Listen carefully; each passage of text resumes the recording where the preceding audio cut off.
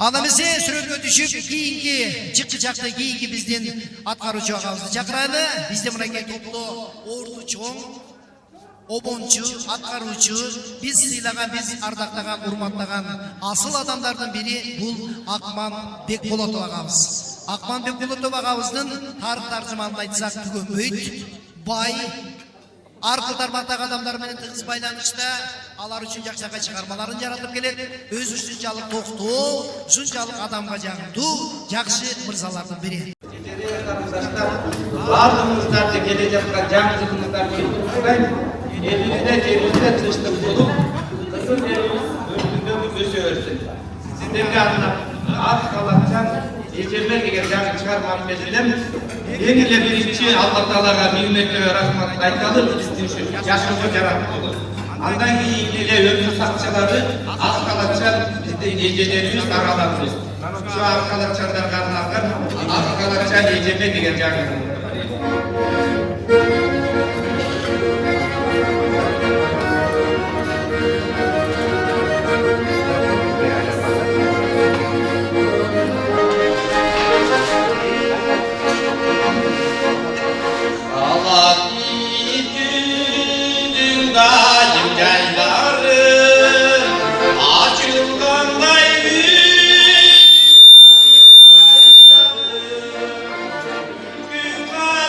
Yeah.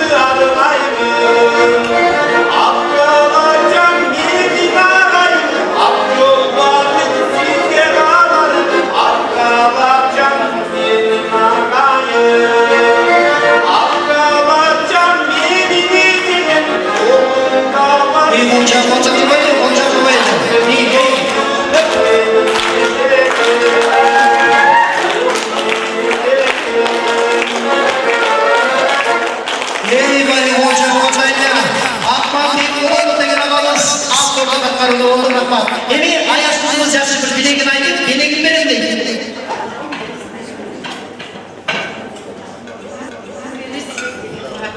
Sizge çok iyiliklerini kalayız. Oğullarınız canı versin, kızlarınız da canı versin. Allah'ın da ne sohbeti kalayım. Sizge siz de şahmet hakkında geleceğiniz kalın. Bizim akayasınları özünün evin akmalarına geleceklerinde şu gelecekte sizge kutlu olsun. Талант акебиздин күндөгү күндөлүк деген сонун бир ырлар жыйнагы бар. Ошол ыргы тебиндеги атайын ала келиптир. Аяз атабыз жөн жүрбөйт экен. Ушинтип кыдырып жүрүп алып эле сонун ырларды аткарып жаза берет экен. Ошол жерде сизге Акман агай. Рахмат, талантыңыз ташкындай берсин, бар болуңуз, рахмат.